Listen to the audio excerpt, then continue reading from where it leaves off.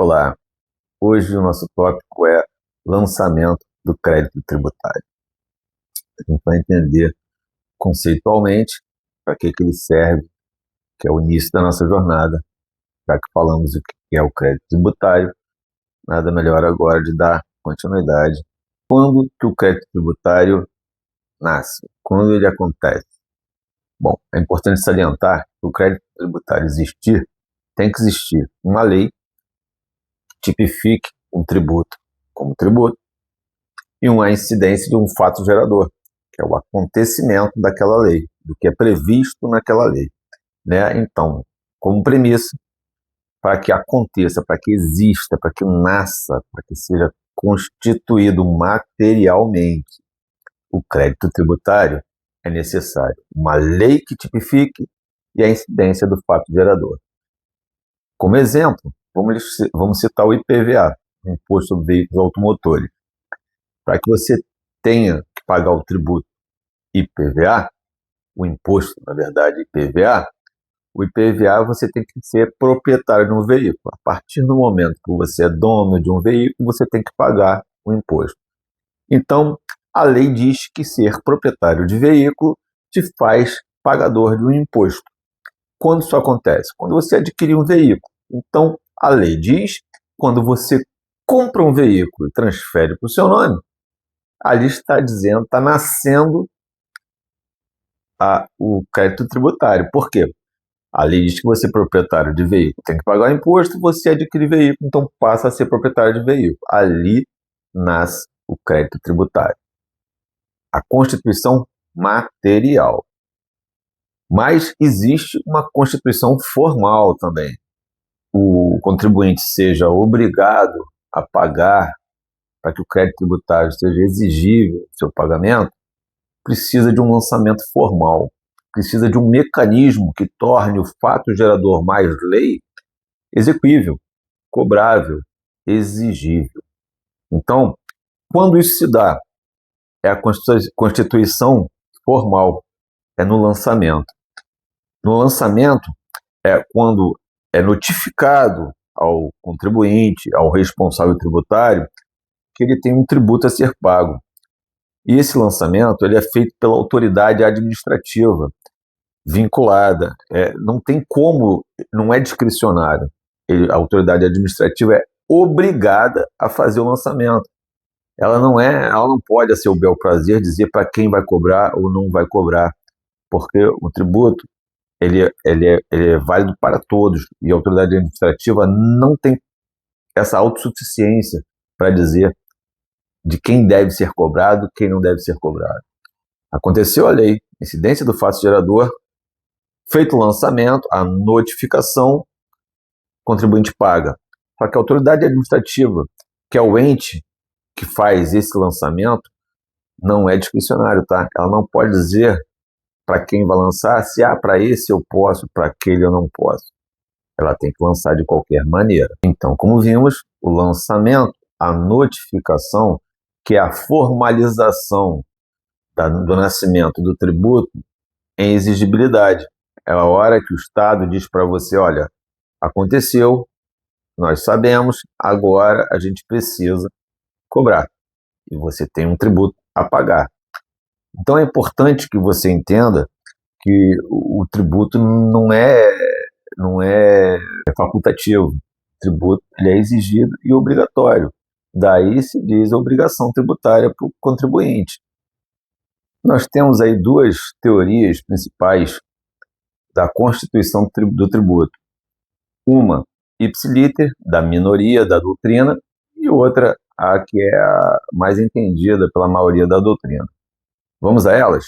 A primeira diz, a minoria da doutrina, que o entendimento é ipsiliter, conforme está no Código Tributário Nacional. Então, a minoria dos doutrinadores entendem que a constituição do tributo se dá no lançamento, conforme o artigo 142, tendo uma interpretação ipsiliter. Então, o artigo 142 do CTN diz que compete privativamente à autoridade administrativa constituir o crédito tributário pelo lançamento, Assim entendido procedimento administrativo tendente a verificar a ocorrência do fato gerador da obrigação correspondente, determinar a matéria tributável, calcular o montante do tributo devido e identificar o sujeito passivo e, sendo o caso, propor a aplicação da penalidade cabível. Então, o artigo 142, ela embasa a minoria dos doutrinadores que entendem que o tributo, que o crédito tributário, na verdade, ele nasce, ele é constituído com o lançamento. Quando, na verdade, a maioria dos doutrinadores, e a gente é pensador, operador do direito, a gente tem que pensar, ora, se o tributo nasceu conforme eu tinha dito antes, com a lei mais o fato gerador, não é o lançamento que vai dar nascimento a ele, né? Essa é a teoria da Constituição, então, teoria constitutiva do crédito tributário, que é entendida pela minoria da doutrina. Mas a maioria da doutrina entende corretamente, a meu ver, que o tributo ele é pré-existente. Ele existe, ele é constituído, na verdade, lá quando tem a lei dizendo, mas o fato gerador incidindo. Ali, na verdade, nasce o tributo.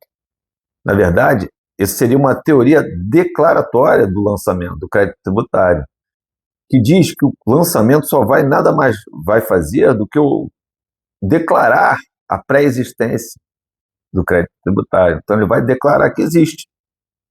Essa é a teoria mais entendida, tá? É a mais aceita pela maioria dos doutrinadores.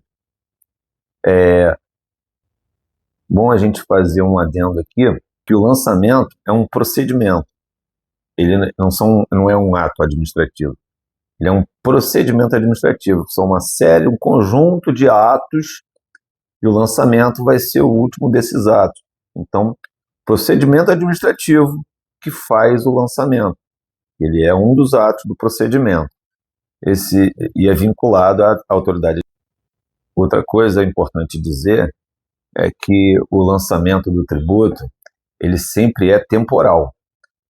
Mesmo que venha uma lei depois revogando, modificando o percentual tributário, extinguindo essa lei, inclusive, né, esse tributo como tributo, ele vale, tá? Porque se dá no exato momento em que ele é constituído, materialmente. Então, existe a lei, fato gerador, aconteceu a incidência do fato gerador sobre aquela lei, ali você já é devedor do tributo, o Estado é creditário do tributo. Nenhuma lei que venha posteriormente dizer que não é mais lei, não é mais tributo, não é mais exigível, mudou o percentual, ela não vale para aquele momento lá. Você vai ter que pagar de qualquer maneira, ainda que essa lei venha posteriormente e você ainda não tenha pago. Nós temos 3 modalidades de lançamento. O lançamento de ofício, ou direto, como alguns conhecem, o misto ou declaratório, e o último lançamento seria o indireto, ou por homologação, ou autolançamento, conhecido por alguns também.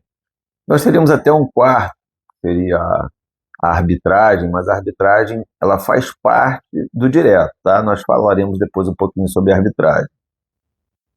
O lançamento direto, que é aquele feito pela autoridade administrativa, pelo governo, sem que seja necessário o fornecimento de informações, como IPTU e PVA, ele é previsto lá no artigo 149 do CTN, ele inicia ali.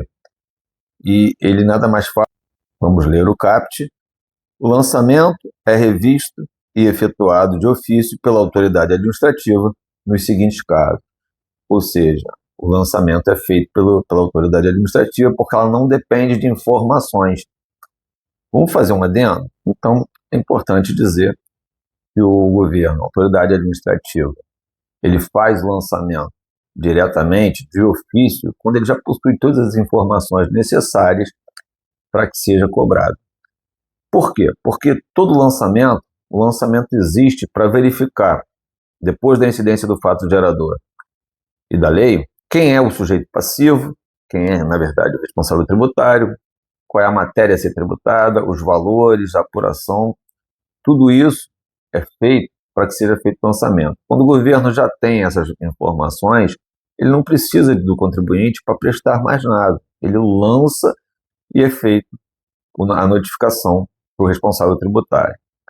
Nós temos também no artigo 147, o lançamento é efetuado com base na declaração do sujeito passivo ou de terceiro, quando um ou outro, na forma da legislação tributária, presta à autoridade administrativa informações sobre a matéria de fato indispensáveis à sua efetivação.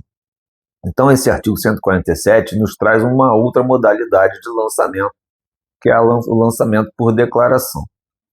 Nessa modalidade, o sujeito demonstra à autoridade administrativa o quanto ele entende que seja pagável, né, o que ele deve.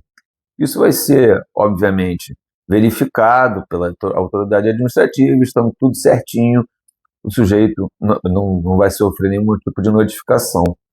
Ou seja, como exemplo, nós temos aí o imposto de renda da pessoa física, né? Ela é uma declaração.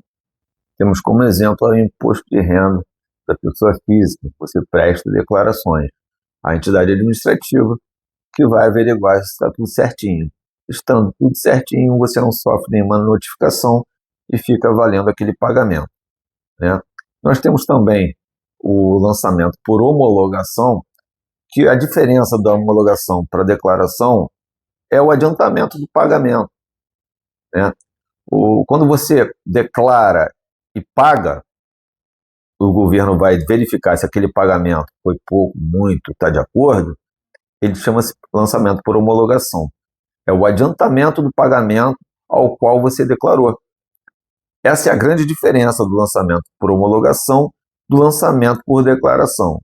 E o lançamento por homologação está previsto no artigo 150, quando diz: o lançamento por homologação que ocorre quanto aos tributos cuja legislação atribua ao sujeito passivo o dever de antecipar o pagamento sem prévio exame da autoridade administrativa, opera-se pelo ato em que a referida autoridade, tomando conhecimento da atividade assim exercida pelo obrigado, expressamente a homologa.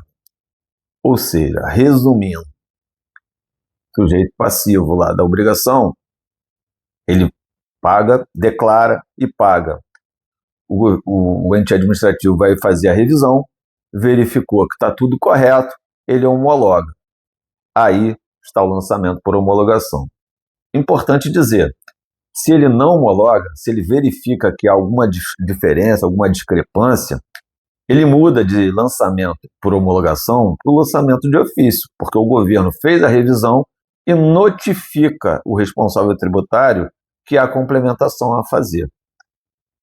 Uma coisa importante também, que o imposto de renda é um tributo que ele tem 3 faces. Nós já vimos que ele pode ser por declaração, que é ordinário, ou pode ser por homologação, quando ele é o imposto de renda da pessoa física, ou ele pode ser direto, quando é retido na fonte, porque o governo já tem as informações, inclusive já descontou na fonte o valor necessário, o valor devido.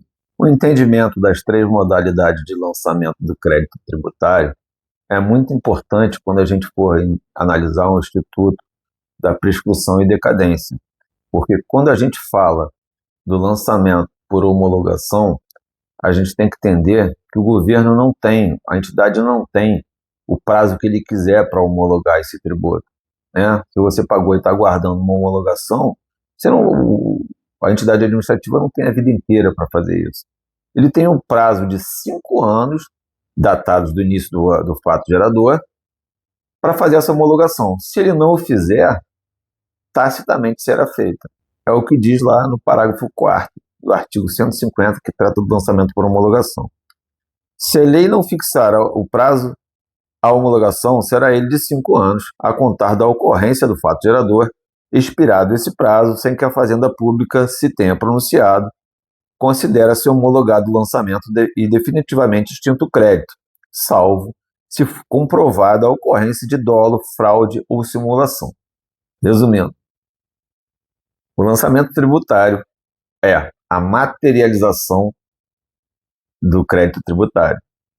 O lançamento tributário é a constituição formal do crédito tributário, que, como já vimos, ele nasce antes, ele nasce com a incidência do fato gerador à lei que o subordina.